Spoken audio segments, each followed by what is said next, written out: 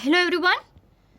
So today onwards we are going to start our new chapter, which is chapter number 13, and the name is Organisms and Populations.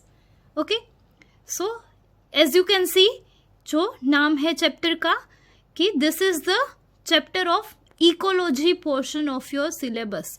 Okay, so ecology में से हम ये chapter again नया start कर रहे हैं, जैसे कि we had already discussed about chapter number 15 and 16. Now one more from ecology is chapter number 13, right. तो जैसे कि आप लोगों को पता ही है, इकोलॉजी पोर्शन है वो बहुत ही इंपॉर्टेंट है. कई बार नीट वगैरह में 10-10 क्वेश्चंस भी पूछे जाते हैं इसमें से. So it is very important as per your competitive exam also. Okay, so सबसे पहले स्टार्ट करते हैं हम इंट्रोडक्टरी पार्ट से. So let's see. तो सबसे पहले तो आप नाम में देख रहे हो, जैसे कि इस चैप्टर में हम स्टडी करने वाले हैं regarding the different type of organisms and their populations. So when we discuss about the population, it means we need to discuss about the environmental factors also which can affect the population growth, है ना. तो population तभी बढ़ेगी, small जो छोटे छोटे individual organisms हैं वो पॉपुलेशन में ज़्यादा कन्वर्ट तभी होंगे जब वो वहाँ पे सर्वाइव कर पाएंगे, एडेप्ट कर पाएंगे, right. And for the adaptation, as you all know, different animals, different species of organisms has their own adaptation process and own factors of adaptation, है ना. कुछ है वो ठंडी जगहों पे रह सकते हैं, तो कुछ है वो गर्म जगहों पे रह सकते हैं, कुछ बिना पानी के तो कुछ ज़्यादा पानी के साथ. तो इस तरह से on the basis of the kind of organisms their adaptations are also different, है ना. तो इस चैप्टर में हम उसके बारे में फैक्टर्स हैं एबायोटिक एंड बायोटिक फैक्टर्स, उसके बारे में डिस्कशन करेंगे, ठीक है.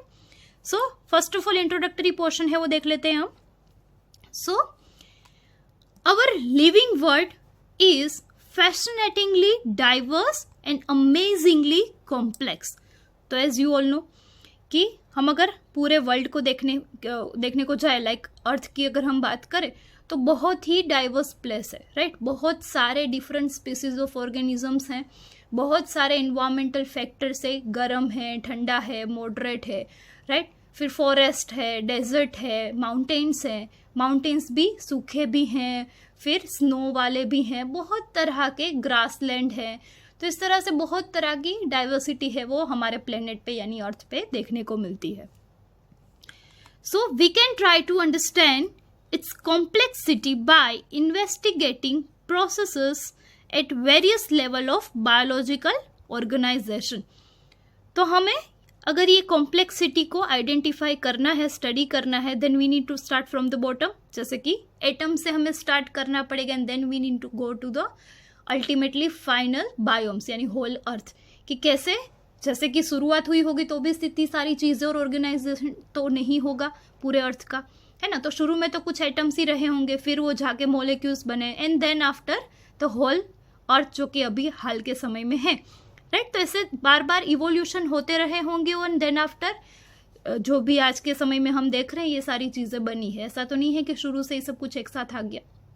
तो ये इवोल्यूशन समझने के लिए, प्रोसेस समझने के लिए, हमें ये लेवल ऑफ बायोलॉजिकल ऑर्गेनाइजेशंस को समझने के लिए हमें ये पूरी प्रोसेस है वो स्टडी करनी पड़ेगी, राइट. तो ये शुरू कहाँ से होता है? तो सबसे पहले तो वैसे होते हैं atoms, then comes the micromolecules, right. Then after macromolecules.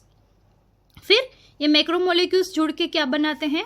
Sales, क्योंकि हम इधर बायोलॉजिकल ऑर्गेनाइजेशन की बात कर रहे हैं, राइट. सो मैक्रोमोलिक्यूल्स, उससे बनता है cell, then cells to tissues. तो tissue is a group of cell, right. तो एक साथ ग्रुप ऑफ सेल से वो मिलके बनाते हैं टिश्यू, एंड देन ये पूरे टिश्यू से वो मिलके बनाते हैं organs, yes. And the after organs individual organisms. तो टिश्यूज, ऑर्गन्स, फिर इंडिविजुअल ऑर्गेनिजम्स, देन आफ्टर, तो अभी ये सारे ऑर्गेनिज्म मिलके बनाते हैं population. From the population communities, and communities to ecosystem, जहाँ पे कम्युनिटीज रहती है. तो यानी इसमें एबायोटिक एंड बायोटिक दोनों फैक्टर आ जाते हैं. देन आफ्टर लास्ट बायोम्स यानी हमारी अर्थ. तो इस तरह से कुछ बायोलॉजिकल ऑर्गेनाइजेशन होता है. तो हम स्लाइड के थ्रू भी देखते हैं विथ पिक्चर्स, तो आपको ज़्यादा इजीली और अच्छे से समझ में आएगा कि ये जो हम बात कर रहे हैं बायोलॉजिकल ऑर्गेनाइजेशन की, that is what exactly. Okay, so let's see the slides.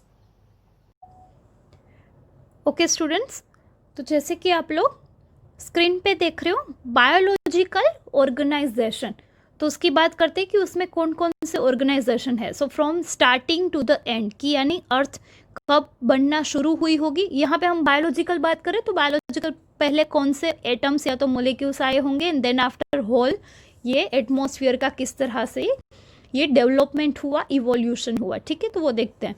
That is called biological organisation. So first of all macromolecules. तो अभी मैक्रोमोलेक्यूल्स में कौन से मोलेक्यूल्स है वो इंक्लूड होते हैं. So here is the molecules.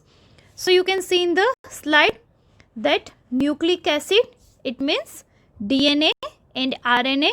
Then after carbohydrates, तो वो भी साइज में बड़े होते हैं जिसको हम बोलते हैं macromolecules, right. So second is carbohydrate.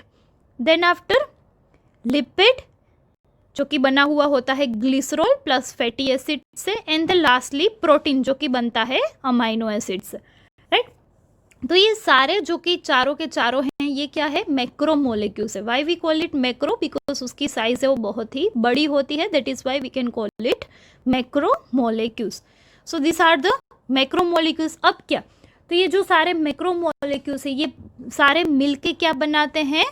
So it is a cell, right. So अब मैक्रोमोलेक्यूल्स है वो जैसे ही आए अर्थ पे स्टार्टिंग में जो बनना स्टार्ट हुए आफ्टर द एटम्स, फिर ये मैक्रोमोलेक्यूल्स जुड़ के एक साथ फिर बना सेल. So cells. अब नाउ यू ऑल नो कि हमारे बॉडी में बहुत तरह के सेल्स होते हैं. Here we are talking about the whole earth, not only human beings but all living beings.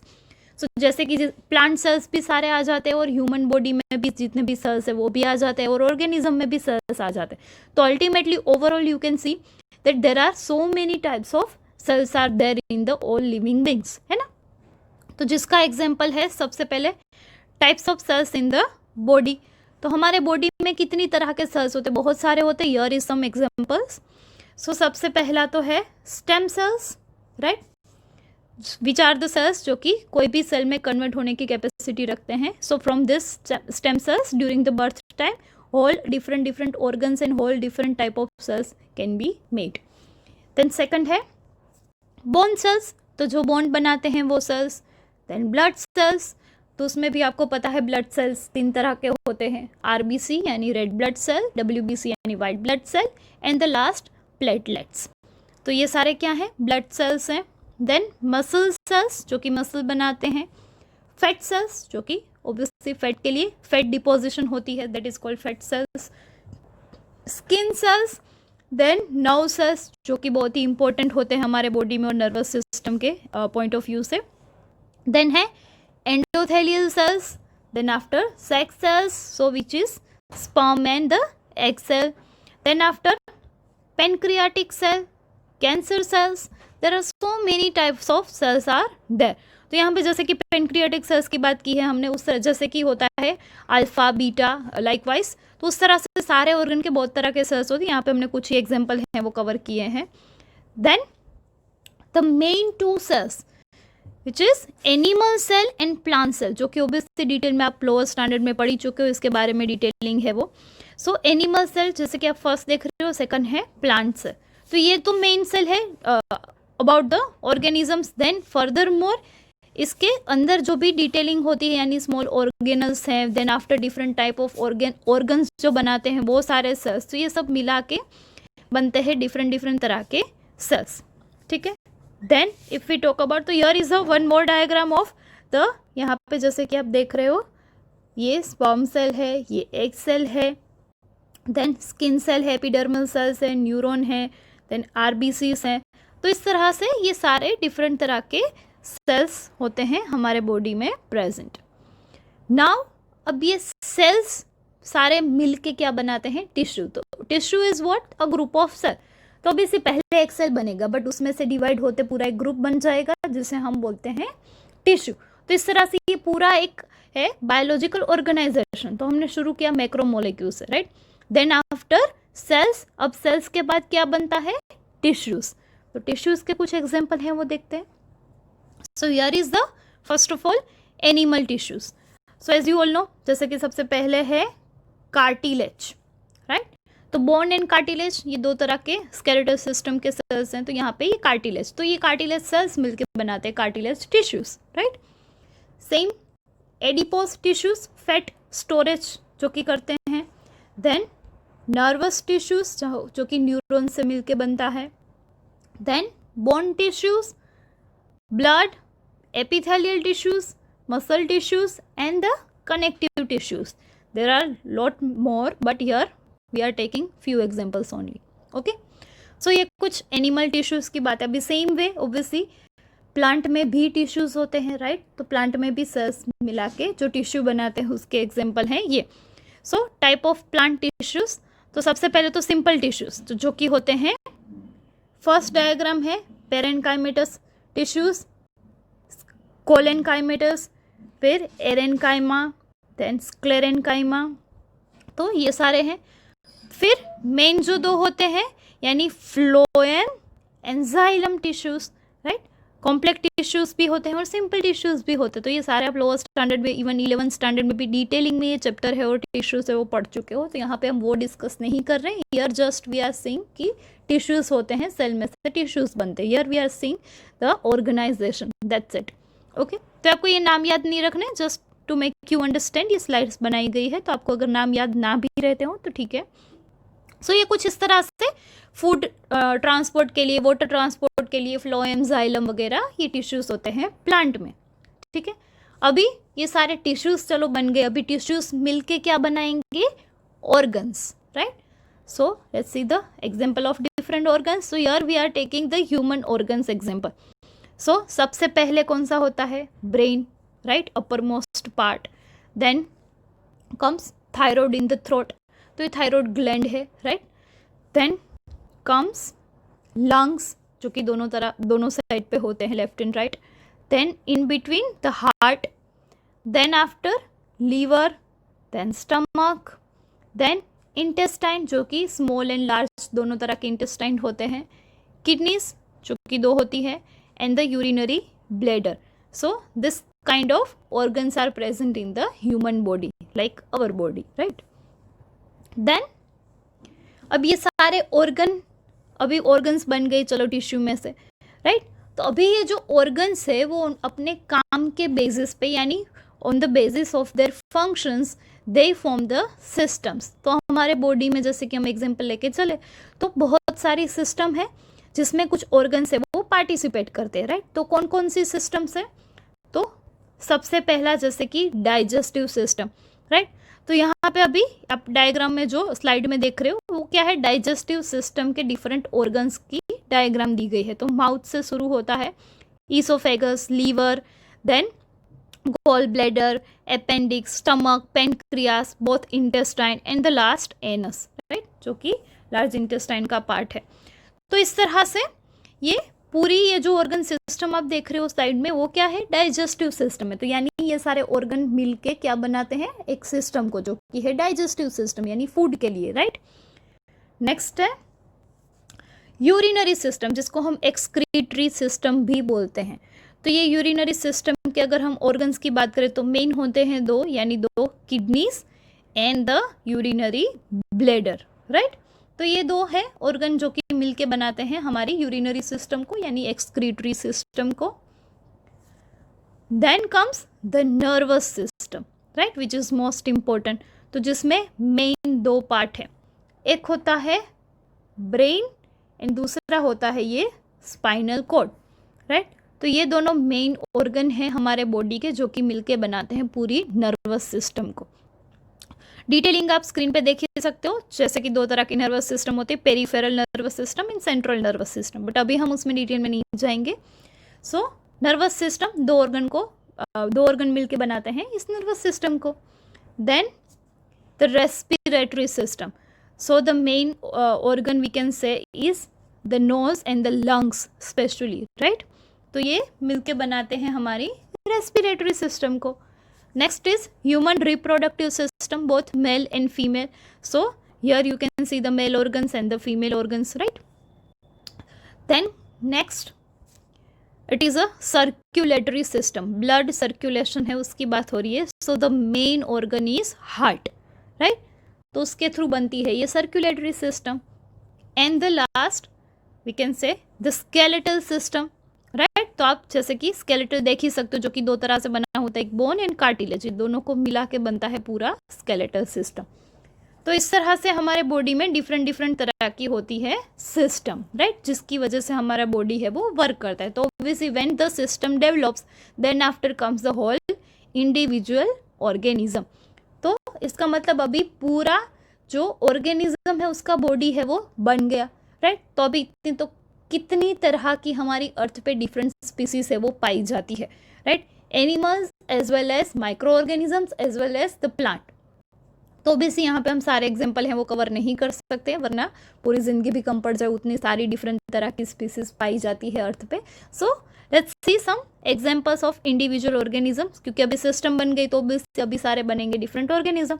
So in the screen you can see tigers like frogs, right, cat, some birds, then snake, reptiles, octopus, तो marine animals. तो इस तरह से बहुत सारे different different species पाए जाते हैं. Another few examples fish, monkey, right, turtle, all. तो उस तरह से स्पाइडर, ये सारे एग्जांपल्स हैं जो कि अलग अलग तरह के ऑर्गेनिज्म है वो पाए जाते हैं.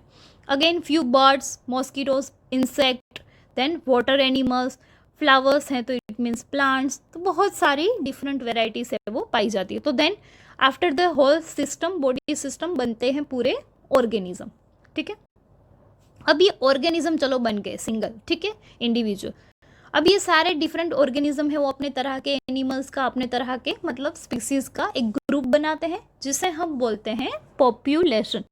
तो population means same type of species, so same type of organism makes the group, it is called population, ठीक है. तो ये आपको कंफ्यूज नहीं होना है पॉपुलेशन एंड कम्युनिटीज में. तो पॉपुलेशंस मतलब जैसे कि ह्यूमन पॉपुलेशन, राइट, तो ये सारे ह्यूमंस मिलके बनाते हैं human population. Another example is जैसे कि आप स्क्रीन पे देख सकते हो penguins. So this are the kind of birds, right, but heavy body होता है, इतना ज़्यादा वो फ्लाई नहीं कर सकते, but they are the birds, right. Classification उनका बर्ड में होता है. सो ये पेंगुइन्स आप देख सकते हो बहुत सारे, तो ये उसकी पॉपुलेशन है. देन नेक्स्ट डियर है फॉर एग्जांपल, तो ये उनकी पॉपुलेशन है. तो इस तरह से पॉपुलेशन मीन्स सेम ऑर्गेनिज्म होने चाहिए, group of same organism, same species, उसे बोलते हैं हम पॉपुलेशन. अब after the formation of population क्या बनता है? So next is communities, right. तो जैसे कि बहुत तरह के डिफरेंट अब ये पॉपुलेशन है वो कहीं पे एक जगह पे रहते हैं. जैसे कि फॉर एग्जांपल हम गिर फॉरेस्ट की बात करें, राइट, तो वहाँ पे लायंस भी हैं, टाइगर्स भी हैं, डियर्स भी हैं. तो इन सब की पॉपुलेशन है वो वहाँ पे रहती है. सो it is all ultimately called गिर कम्युनिटीज, है ना, क्योंकि एक ही तरह के थोड़ी स्पीसीज पाए जाते हैं, वो ग्रुप में इस तरह के बहुत सारे होते हैं, राइट. एलिफेंट है, फिर बर्ड्स होते हैं, डिफरेंट प्लांट स्पीसीज है. तो ये सारे ग्रुप ऑफ डिफरेंट स्पीसीज मिलके बनाते हैं पूरी कम्युनिटीज, राइट. तो उसमें बहुत अलग अलग तरह के स्पीसीज है वो पाई जाती है अपनी ग्रुप में. देन आफ्टर, अब ये सारे कम्युनिटीज जहाँ पे रहते हैं उसको बोलते हैं इकोसिस्टम्स. तो अभी उसमें कौन कौन सी चीज़ें आ गई? तो ये लिविंग बींग्स तो आ ही गए, यानी जितनी डिफरेंट तरह की स्पीसीज रहती है वो सारे, प्लस एनवायरमेंटल फैक्टर्स भी. जैसे कि मान लो अगर रिवर जा रही है जंगल में से तो रिवर है, फिर माउंटेन है suppose, then mountain, then atmosphere like sunlight है या तो रेनी सीजन है, तो सोइल है, ये सब मिला के बनता है पूरा एक इकोसिस्टम. तो जैसे कि आप यहाँ पे देख सकते हो एग्जाम्पल में, तो फर्स्ट एग्जाम्पल ओल का है यानी फॉरेस्ट का है फॉर एग्जाम्पल, तो पेड़ है. सेकंड है डेजर्ट, राइट, तो वहाँ की एक अलग इकोसिस्टम होगी डेजर्ट इकोसिस्टम, क्योंकि उसकी सारी फिर एनवायरमेंटल चीज़ें हैं वो अलग होंगी, राइट, फैक्टर्स है वो अलग होंगे, एनिमल्स भी अलग होंगे. नेक्स्ट फिर आप जैसे कि स्नो देख सकते हो, है ना, तो ये जो बियर है स्नो में आप देख सकते हो, तो ये वहाँ की भी इकोसिस्टम है वो कुछ अलग तरह की. तो स्नो में रहने वाले एनिमल्स भी कुछ अलग तरह के होंगे, वहाँ का एटमॉस्फेयर वेदर भी अलग है और वहाँ के फैक्टर्स भी अलग है. तो इस तरह फिर कैक्टस देख सकते हो आप. तो इस तरह से तो ये कुछ एग्जाम्पल हैं जो कि आपको ये याद रखने हैं, आपको MCQs वगैरह में पूछे जाते हैं कई बार. तो जैसे कि सबसे पहला है ट्रॉपिकल रेन फॉरेस्ट, राइट. तो ये ऐसे फॉरेस्ट है जहाँ पे बारिश है वो बहुत रहती है, कंटिन्यूस चालू ही रहती है यू कैन से. तो ये ट्रॉपिकल रेन फॉरेस्ट है। फिर टेम्परेट फॉरेस्ट, तो मॉडरेट जिसको हम बोल सकते हैं कि धूप भी रहती है और बारिश भी, सीजनल, राइट, जैसे कि इंडिया में मोस्टली होते हैं, राइट। सेकंड है पोलर फॉरेस्ट, यानी स्नो से जो ढके हुए रहते हैं, बहुत ही ठंडे रहते हैं ऐसे फॉरेस्ट। देन डेजर्ट, राइट, तो जहाँ पे मतलब ज़्यादातर रेती होती है और कुछ नहीं पाया जाता है। फिर सवाना है, तो स्मॉल अमाउंट ऑफ प्लांट्स पाए जाते हैं but it is a one kind of desert part only, तो सूखी ज़मीन ही होती है। देन ग्रास लैंड, तो ग्रास जहाँ पे पूरी ग्राउंड में बिछी हुई हो, that is grass land, right. फिर मराइन, तो यानी कि सी की अंडर वाटर की बात हो रही है, मराइन इकोसिस्टम होती है, तो यानी उसका भी एक difference, sea fresh water and marine water, ये दोनों इकोसिस्टम है वो अलग है, क्योंकि फ्रेश वाटर में रहने वाले एनिमल्स मराइन में नहीं रह सकते और मराइन एनिमल्स है वो फ्रेश वाटर में नहीं रह सकते, क्योंकि बोथ उन दोनों के बॉडी के एडेप्टेशन से वो अलग तरह के हैं, तो वो दोनों अपने कंफर्टेबल जोन में ही सर्वाइव कर सकते हैं, ठीक है।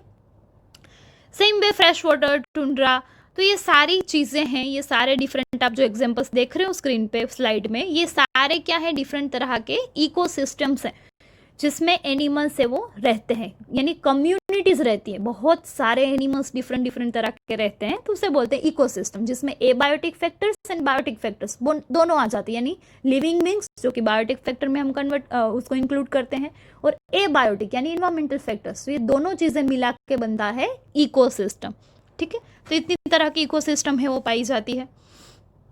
देन अब लास्टली ये सारी इकोसिस्टम मिलके क्या बनाएंगे, अल्टीमेटली द होल एनवायरनमेंट, यानी द होल अर्थ, राइट। तो जैसे कि बायोम्स, यानी ये सारे ग्रुप आ गए, फॉरेस्ट आ गए, right, desert, grassland, rain forest, tundra, ये सब मिलके बनाते हैं बायोम्स। तो इस तरह से ये पूरी अर्थ है वो हो गई हमारी बायोम। तो एक आप स्क्रीन पे देख सकते हो डायग्राम है वो, जैसे कि ऑर्गेनिजम्स हैं उन्होंने मिलके बनाई पॉपुलेशन, यानी सेम तरह के ऑर्गेनिज्म, तो आप देख सकते हो। फिर अब ये बनाते हैं कम्युनिटीज, उसमें बहुत सारे तरह के डिफरेंट एनिमल्स आते हैं। देन कम्स द इकोसिस्टम, यानी पूरा वेदर को हम इंक्लूड करके कम्युनिटी के साथ जो होती है सिस्टम, उसे बोलते हैं ecosystem. And then ultimately biome, और वी कैन से बायोस्फीयर, यानी होल अर्थ, ठीक है। तो इस तरह से कुछ ये एटम से स्टार्ट करके पूरी अर्थ का इवोल्यूशन है वो आप देख सकते हो स्क्रीन पे। जैसे कि सबसे पहले होते हैं एटम्स, देन वो एटम्स मिलके बनाते हैं molecules, then comes the molecules दोनों तरह के होते हैं, micro, then after macro, then cell organelles, फिर बनता है सेल पूरा, सेल अब ग्रुप ऑफ सेल्स मिलके बनाते हैं टिश्यूज, टिश्यूज से बनते हैं ऑर्गन्स, ऑर्गन से फिर organ system, then comes the organism, then उनकी population, then comes the ecosystem यानी कम्युनिटीज, फिर कम्युनिटीज के बाद इकोसिस्टम, इकोसिस्टम के बाद लास्टली बायोम, ठीक है। तो इस तरह से पूरा बायोस्फीयर है वो एटम से शुरू होके इस तरह से पूरा एक अर्थ का एनवायरमेंट हो बनता है। Clear? So now let's discuss few more points. Okay, so जैसा कि आप लोगों ने स्लाइड में देखा कि पूरा बायोलॉजिकल ऑर्गेनाइजेशन किस तरह से होता है। Now next, when you observe nature around you with a scientific frame of a mind, you will certainly come up with many interesting questions. So obviously, जैसे कि आप साइंटिफिक माइंड से अगर ऑब्जर्व करोगे तो आपको बहुत सारे क्वेश्चंस होने चाहिए, राइट। कि जैसे कि हम ये वेदर देख रहे हैं, ये सारे ऑर्गेनिजम्स देख रहे हैं, तो ये कैसे बने होंगे, राइट। किस तरह से ये अपनी पूरी जो लाइफस्टाइल है वो स्पेंड करते हैं। तो अगर हम साइंटिफिक माइंड से अगर क्वेश्चनरी के हिसाब से हम देखने जाए तो बहुत सारे क्वेश्चन से हमें हो सकते हैं। तो कुछ एग्जांपल है, जैसे कि सबसे पहला है that why are night blooming flowers generally white, यानी जो रात को खिलते हैं वो सारे फ्लावर्स हैं वो मोस्टली वाइट क्यों होते हैं। ये कभी सोचा है आप लोगों ने, ऐसा क्यों? So yes, it is a one kind of adaptation, क्योंकि जैसे कि नॉर्मली क्या होता है कि जो दिन में जो फ्लावर है वो ब्लूम करते हैं वो मोस्टली कलरफुल होते हैं। वाई? सो जैसे कि आपको पता है पॉलिनेशन, राइट। तो फ्लावर्स को रिप्रोडक्शन के लिए सबसे पहले पॉलिनेशन करना पड़ता है, यानी उनके जो पोलन ग्रेन्स है वो जब तक वहाँ पे आके इंसेक्ट्स हैं वो नहीं बैठेंगे तो उनके पैरों में चिपकेंगे नहीं पोलन ग्रेन्स और दूसरे फ्लावर पे जाके वो फर्टिलाइजेशन प्रोसेस नहीं कर पाएंगे। So for that they need the pollination and insect also. तो भी इंसेक्ट हैं वो अट्रैक्ट होते हैं दो तरह से, एक होता है स्मेल के थ्रू, यानी जो फ्लावर की स्मेल आती है उससे अट्रैक्ट होते हैं, और दूसरा है बाय द कलर्स। सो अगर फ्लैशी कलर्स है तो उससे अट्रैक्ट होके इंसेक्ट है वो आते हैं। So to attract the insects, flower का ये एडेप्टेशन है कि वो कलरफुल होते हैं, ठीक है। अभी रात की अगर हम बात करें, यानी जो नाइट ब्लूमिंग फ्लावर्स है, तो उनके एडेप्टेशन में उनको अभी कलर की जरूरत नहीं, क्योंकि रात में वैसे भी लाइट नहीं होती है इतनी ज्यादा, तो इंसेक्ट है वो वैसे भी अट्रैक्ट नहीं होंगे due to colour. So night blooming flowers होते हैं मोस्टली, अगर आप ऑब्जर्व करोगे तो कलर में मोस्टली वाइट होते हैं, बट उनकी फ्रेग्रेंस है वो डे ब्लूमिंग फ्लावर से बहुत ही ज्यादा अच्छी होती है। रात में जितने भी आप फ्लावर्स खिले हुए देखोगे तो उसकी स्मेल है वो बहुत ही अच्छी आती है और दूर दूर तक आती है। तो ये क्यों? क्योंकि अभी रात में खिलने वाले फ्लावर्स के पास पोलिनेशन का एक ही सोर्स, या तो विंड के थ्रू हो पोलिनेशन, या तो अगर इंसेक्ट के थ्रू हो तो उनको सिर्फ और सिर्फ वो with the help of smell only they can attract them, क्योंकि कलर का तो रात में कोई फायदा है नहीं, है ना।